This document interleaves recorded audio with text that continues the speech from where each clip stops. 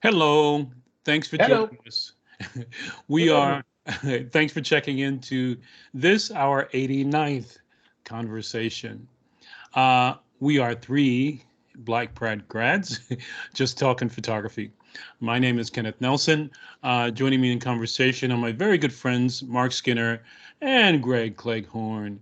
We're all graduates of the Fine Art Photography program at Pratt Institute in Brooklyn, New York, USA. Additionally, each one of us brings decades of professional experience in various sectors of the professional commercial photography world. In this episode, captioned Feeling the Emotion, we're going to explore how we emotionally react to images and ultimately how you, the viewer, may react to color, the absence of color, or within frames. Think about it. And as always, I ask you to consider what goes through your mind as you look at photographs. You may have heard some photographers state that color is too confusing and obstruct from what they may be working to achieve photographically. So, you out there as a typical viewer, are you interested in the primary content of the photograph? Or are you concerned with the color, whether it's in color, whether it's in black and white, or something in between? When you search the web, why photographers love black and white, one statement reads, black and white can evoke mood. Is color photography not about light, shadow, and emotion? If not, then what is it about? You can leave your thoughts in the comments and we'll react to that and we'll reach out to you. So, with that, let's just get started with the conversation. First up is Mark, and we're going to show some series of images that Mark has shown for show and tell. For show and tell, yes. I have a total of 4 images. This is a normal photograph of a bottle of a sports drink. I didn't clean the bottle, look at the lens either. It's very shallow depth of field. I think it's just the label. It's got tape on it that's sharp, and everything else is out of focus. But I wanted to use this as our benchmark for Baseline. just a regular color photograph that was had a little bit of a splash of color, pardon the pun, and it was also kind of primarily black and white. So if you go to the second one, very ordinary, it's got a little drama because it's got a spotlight in the back. Now, when you convert that to black and white, if you do that in software, if your software isn't specifically calibrated to make a perfect conversion, you're going to get what happened here. If you've noticed, that white piece of tape that I had turned a shade of gray. And the red band on either side, the top and the bottom, has turned a lighter shade of gray. In actuality, if it were a proper black and white conversion, like if you were using black and white film, that red area, would have been darker, right? So sometimes when you go create a black and white conversion, in post, right, you actually have to make changes to accommodate for the fact that the sensors are highly sensitive to red and infrared light, and they tend to have this filter over them. That's why they look green when you open up the camera body. They kind of counteract all that sensitivity to red, and that sensitivity to red converts into lighter shades of red than there should be. Next one. Oh man, you're giving me like color theory nightmares.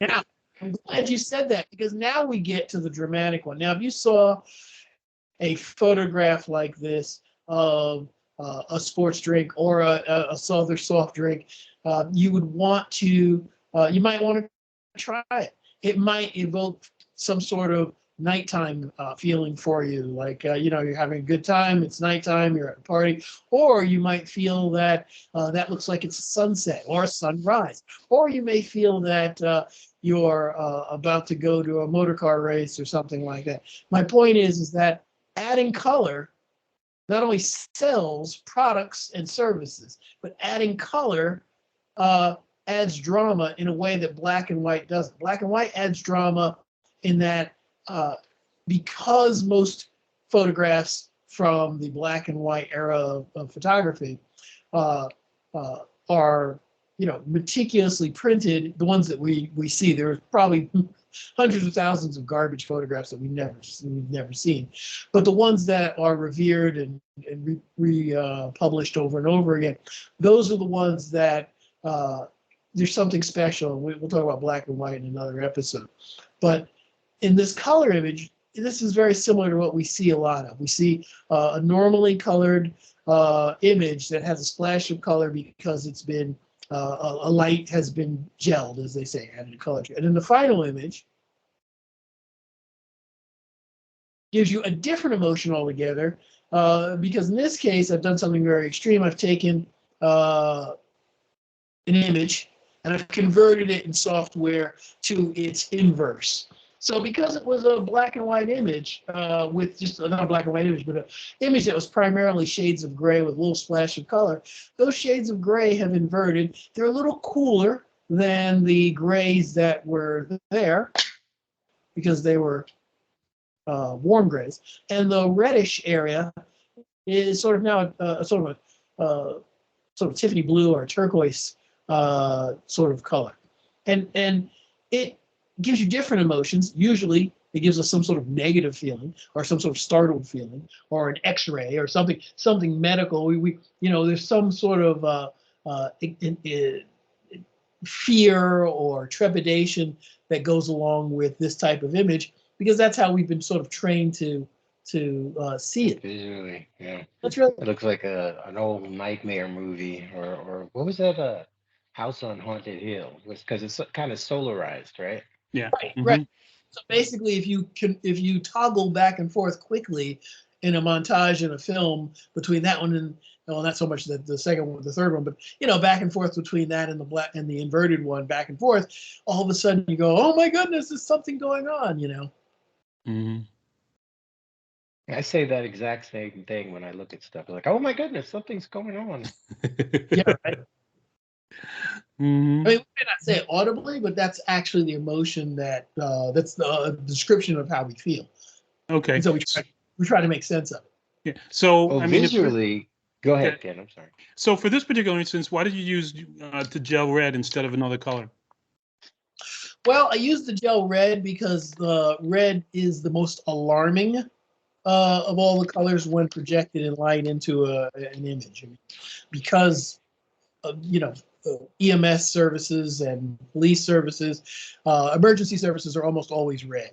Stoplights are red. So there's always some sort of seriousness to it. But also, red tends to also be the color of sunset. It also tends to be, uh, you know, uh, just Christmas lights, and it's a very very High popular high color. Probably energy, high energy events. yeah, it's a high energy. Yeah, it's probably the most popular. It has probably the greatest suite of meanings, and I think in China, red is good luck. I mean, it's just it's got so much good and bad placed on it.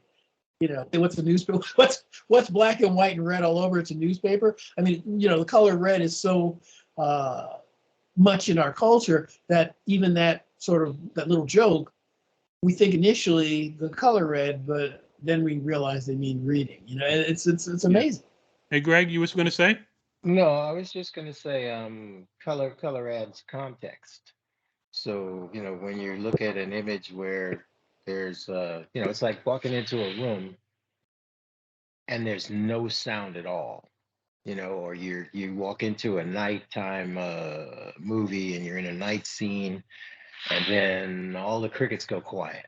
That Jason is behind you or something bad is gonna happen Hmm. because it's like Or an if, unnatural thing. You or if know, you're in another, and your children go quiet, then you really worry. what are you guys doing up there? Yeah. Or you're visually, or you look at a black and white image and then you cut it to a negative image, like the solarized, it's something unnatural. Your mind is trying to put that color or lack of color in context, and it becomes like this otherworldly image. So, yeah, yeah, yeah. It's color, like you're saying, the color theory. Oh my God, oh my God. Yeah. Ah, So, here's quick the question color for you wheel. both. If you can both I answer this mean, question really quickly, I'd appreciate it. So the question is, when you photograph, when you think about the color of your image, are you thinking about the color of your image from yourself, or are you thinking of the color of the image, or what colors you use for the viewer? Or is it a combination of both? And is that a really conscious effort, or is that an unconscious effort, if you do? Mark, go first. I would say it depends on the type of photograph I'm creating. Obviously, in a situation like this where I have I've set up a set and I have a light, I'm making a conscious decision to put a color light, and I can choose, and I want to evoke a particular type of feeling, like an alarm, whether it's republicanism or communism. I mean, it's red. We have it even in the political arena. That color means two different things. So at this stage of the game, when you're photographing, I think it's very important that when you select an area that's not of your creation, that you understand the palette that you'll have when you get there. I mean, if you're going to go to Mark, I'm sorry, certain but you've elongated the question. Rex This is is not supposed to be really cooking. short. No, really short. I'd say this is the real last thing I'm going to say. Is I think it's a combination of both, depending on the subject. As I mentioned with the studio set, but if you're working on the streets, what colors of objects and buildings are going to be there when you go. Or if you don't know, then you make edits in your Yeah, head while you're there, yeah. and you say, okay, I want Okay. to include the ice cream truck, but I don't want to include the burned out building. Yeah, Or I yeah, want to include the burned out building, but not the ice cream truck, because yeah. I want to convey a certain message. Got it. Sorry Greg, about go that. ahead. Greg, go ahead. I agree. That's all I got. Okay. Yeah, All I'm No, right. sorry. I'm kidding. I'm kidding. Sorry. Okay. I completely forgot what I was gonna You're right. say. I got the game show. Well, we're out of time. Uh, what was the What question? do you when you think photographically, are you thinking of color in terms of yourself and the Ah, viewer, okay, consciously or okay. unconsciously? Okay. Sometimes I do say, oh, okay, this would look better in black and white because people will understand it better. Because like, I'm just driving and I come across like a cornfield, but it's so manicured. There was like a green grass that took up like the bottom third, then the golden corn stalks took the middle third, and then this beautiful blue sky took up the top third. And I was like, well, this it will only work in color. Sure, it would be a nice grayscale in black and white, but I like the green, the gold, and the blue as the thing. So sometimes, yeah, I think about the viewer, and I was like, this would look a whole lot. It lends itself to black and white. Other times, I'm like, no, I need the color in this one. Okay. One more question, and real quick. Which one takes preference? Your perception of the photograph as the photographer, or the viewer's perception as the viewer? Which one takes precedent when you output a file or output your image? For me, I'll say, go okay. Go ahead. ahead. I've been commandeering all the questions, so go right ahead. Then I'll say, I got a quick. I mean, sometimes it depends on what I want to get across. If it's an image that I believe demands color, if it's like hit you over the head color, like a carnival or something, or sometimes those need to be muted down. But other times, you know, it could be subtle. The subtle color could be the thing. I took this picture of uh, it looks like a kid's face, but it's a piece of steel.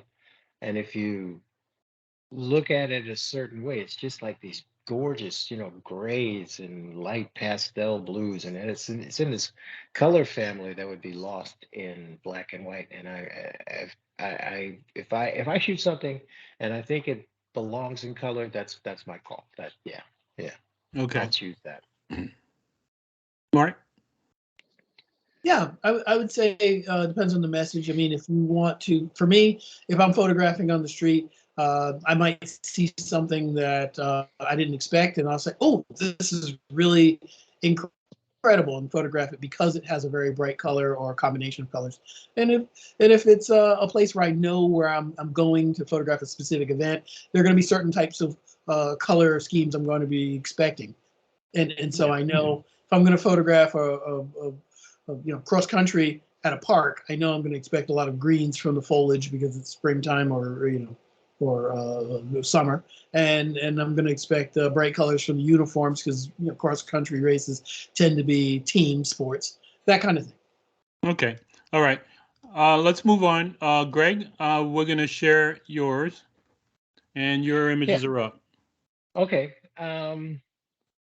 Well, this is kind of a blast from the past when you mentioned you know, false color and black and white, and I saw this in the store, and it just took me way back to my childhood. The first time I saw the creature from the Black Lagoon, little kid, and um, I think no, it was a black and white print.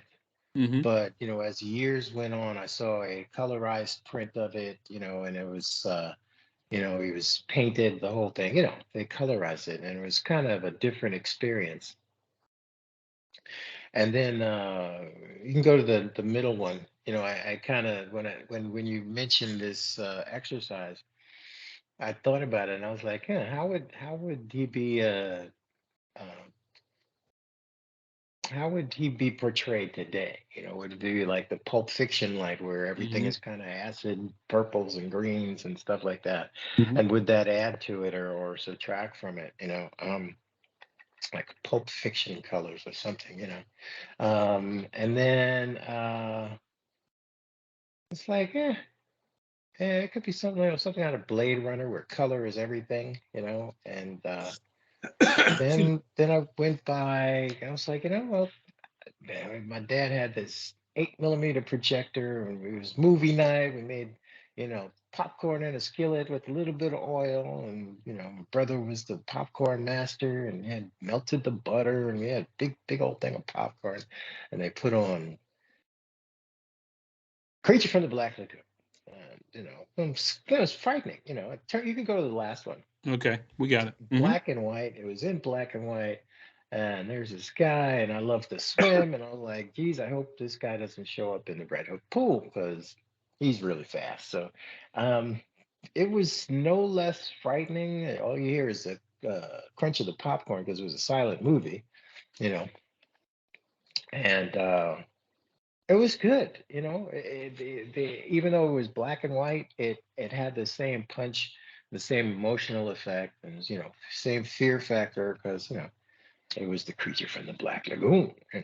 But it's it's an important, I mean, for photographic artists, for artists since time immemorial. I never talk like that since painting and people were cave art making. They it's color.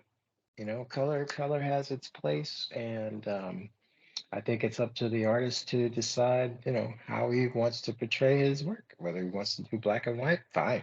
Color, fine. Just have a purpose and go do it. That's all I got. Let me ask you a question. Sure. Of the three images, which one do you like the most? Which one do I like the most? Yes. Like the most? I don't know, because I have such a history with it.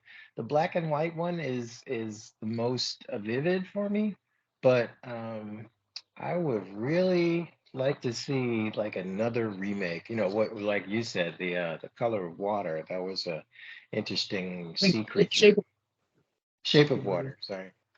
Um, I got color stuck in my head.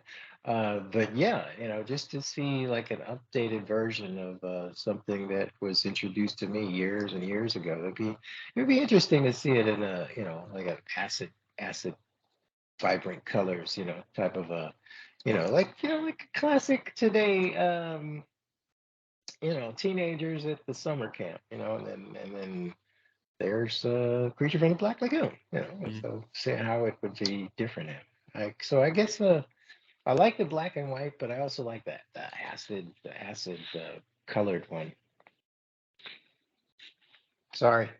Okay. Okay. All right. That all you got? Yep, that's all I got. Okay. All right. I'll move Good on to topic. mine for just to get us through some time really quick. Um, I I brought this idea up mainly because I was seeing some imagery online and Instagram and stuff like that, and it presented itself kind of interestingly. And when I term the term false color, it doesn't have to be extremely false color. So in terms of this particular image, when I first show it to you, right? Do you and the question as a viewer is, do you consider this a false color, or for better terms, an inaccurate color for what it is? And I would say that some people would probably think not. Even though there's a slight greenish cyanish tint to this, most people could probably consider this standard or normal. And so I think to the level of how far the color is out of norm is what would make someone react to it. So in terms of instance, for instance, Greg's Creature from the Black Lagoon in that false color, that was an extreme case, right? This one, I identified it not to be that extreme because I just wanted to be subtle about it, and I wanted to have uh, the ability to reach someone without being standard color, and the impact that would have on someone as to whether they would react to it the same way they would react to what I'll show you now is the accurate color, right? There's not much difference between the two, but there is difference enough so that makes it. And what I'm trying to figure out, because of what I've been seeing people do with the false color, is use that as a signature style, Hmm. right? And There's so what nothing they wrong do with is they that. use no, well, it sort of does, because what I've been noticing is that it identifies this particular person to Okay. some degree, right? And so if you're used to seeing this type of imagery or this type of tint for this particular person, then that becomes their signature style to a degree.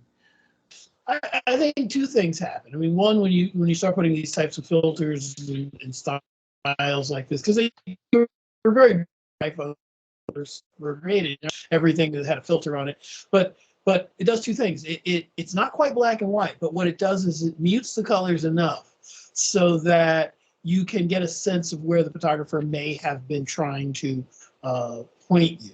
When you go to the naturally colored uh, edition of this photograph, right? Same with the black and white. The black and white is similar to the Yes. other one, Yeah. right? But black and white, I think in today's visual literacy, there are so many people who've never watched a black and white movie in their lives. They've never had a black and white photograph other than something they've seen in a magazine in their Mhm. hands. You know, Hey, Greg, this is the crowd scene. I'm sorry. they're so Okay, no far worries. removed.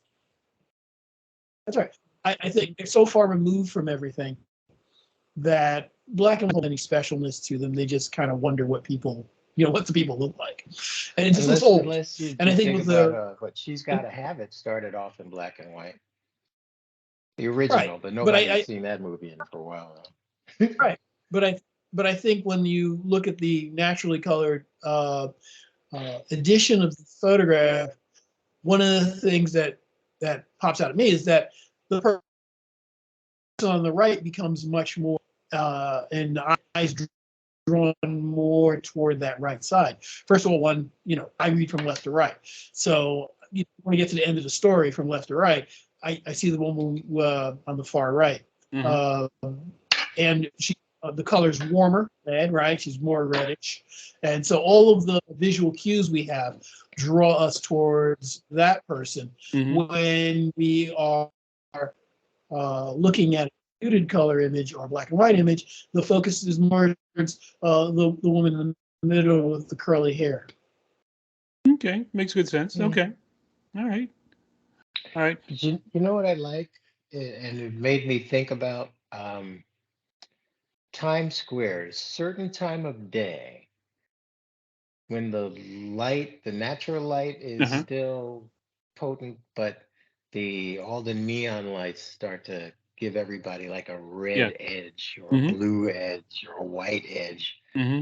so they shooting in Times Square with when all the lights the artificial light starts to take over, Hmm.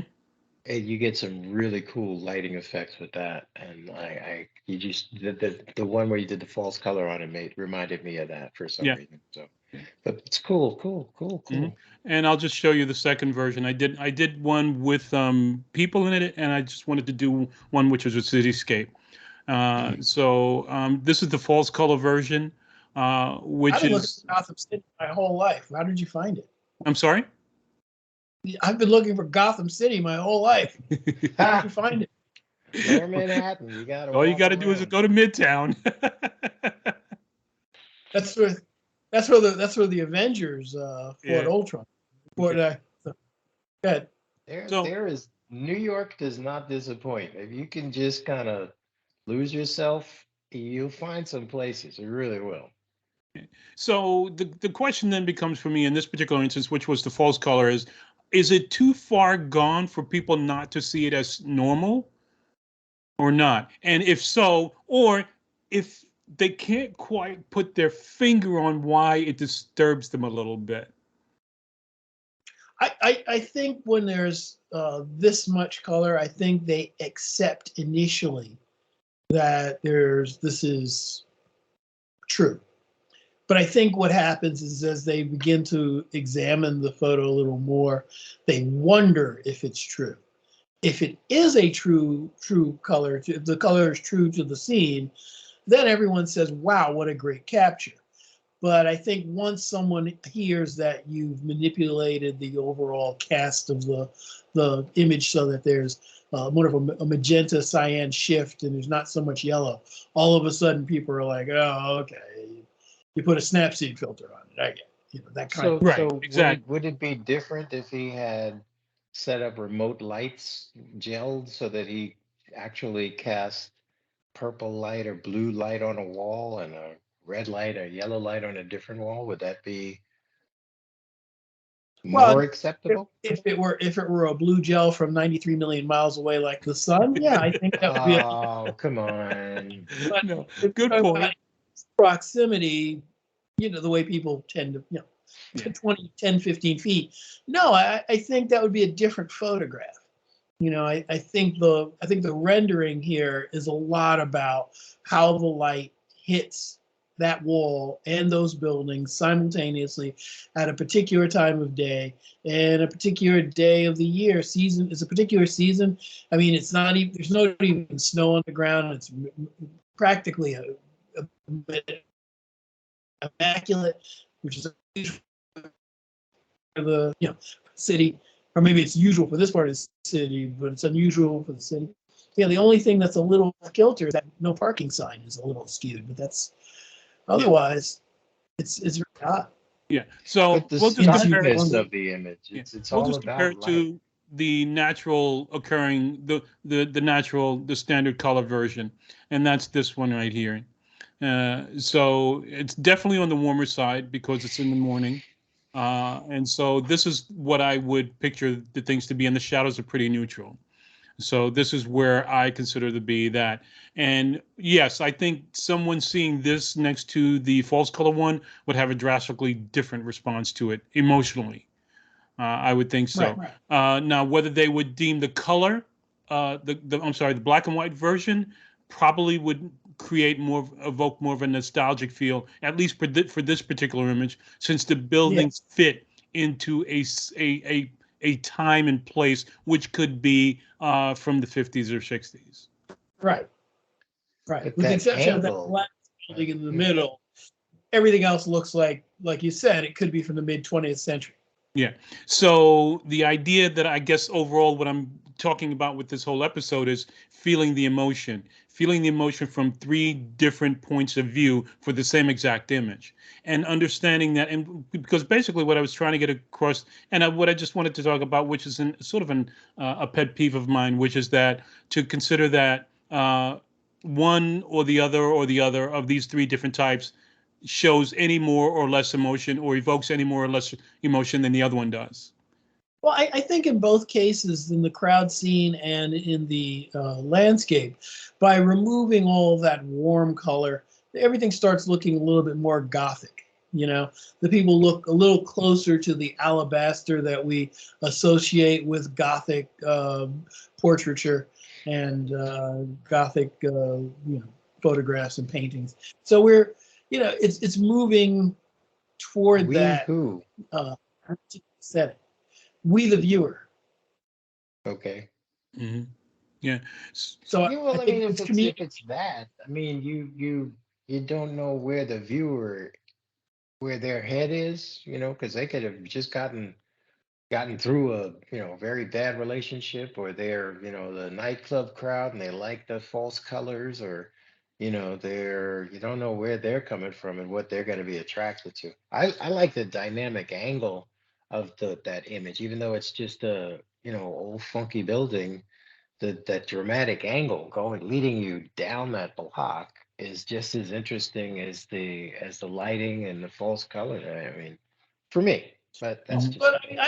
I mean, you have a very good point. I would just say that there is this idea that one should reckon one's audience. I mean, I think that's why in the Should bookstore, reckon. reckon, yes. Once, if you go to a bookstore, there are different genres of books Yeah. because people write to a genre that they know. If you're looking for a romance novel, there's a romance novel.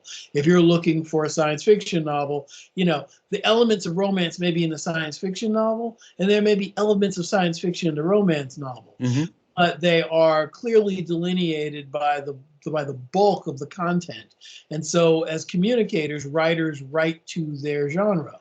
And I think as photographers, they have the different disciplines of photography because you are writing with light, to get poetic about it, writing with light to a particular genre. It's either you're writing in the language of landscape, or you're writing in the language of portraiture, or the language of street photography. Hmm. No, no, I get it because it's funny because one of the things I consider is if you're only shooting in black and white, then you're making a conscious decision not only to shoot in black and white, but to convey your images that way because you have no other choice. If in fact you're only shooting in black and white because all you can Okay. do is shoot black and white film because you want to process it yourself. So technology drives what you've done to a certain point until you have the ability to do something else with another technology and then modify it accordingly. Therefore, the Yeah. advent of color. That's a change, right? True. Right. And But I so, are mean, when you you any pick less up, emotional in your convictions about evoking emotion when you switch from photographing in black and white totally to now switching to color? well, yeah, I mean, I think it demands it. But I mean, well, just to go back just a little, I mean, when you pick up a romance novel, you know what you're getting. you know. But to a choice between black and white and color, that's a big emotional change. Sure. Right, but it's not. I don't think I'm speaking for me because it's not really a. It wasn't really about the difference between which one evokes emotion. It was about the ability to actually uh, to process one versus the other, and that was the technical aspect drove the creativity. Right. If you think of photography as in its entirety as a language, black and white can be seen as a dialect, and color photography can be seen as another dialect. And then filtering that with either gels can be a subset of that dialect, and then filtering it with in post production or manipulating can be a subset of that as well. You know what I mean? So it's basically the language, the visual language of photography is capturing with a lens, and then the things that you do after you've secured some sort of image, you can reproduce it as captured, or you can manipulate it very simply, or you can do all sorts of wonderful things by combining it with other things and all of that. At the end of the day, it's still the visual language of photography.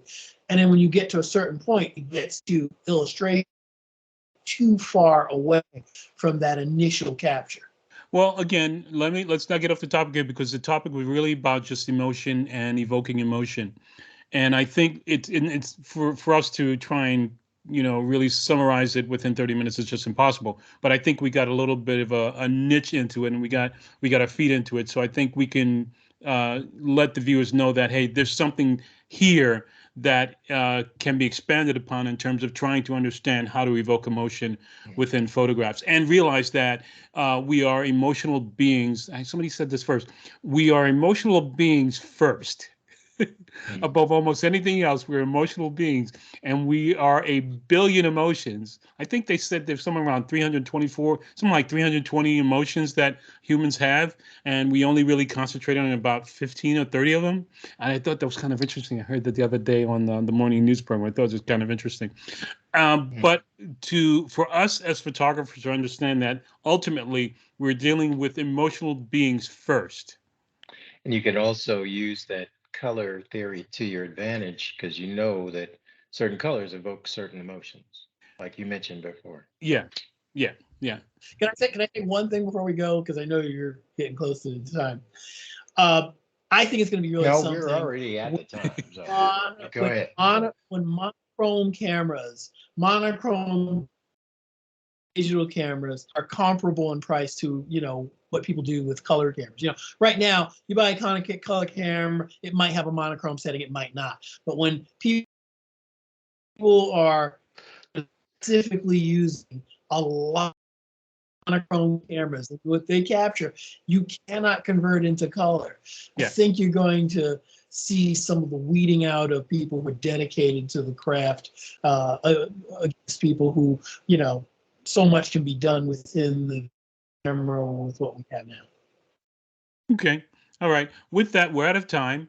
I just want to close it off by saying I thank you guys for being with us for this 35 minutes, 36-minute discussion. The viewers, if you have a comment, if you have a question, or if you don't agree with that at all, and you have other thoughts about what we're talking about, please leave a comment. We'll be glad to have the conversation with you in the comments section. We thank you for joining us. We're the Three Black Grad Grads. I'm Kenneth Nelson with Greg Cleghorn and Mark Skinner. And thanks for joining us, and we'll catch you next time. Thank you.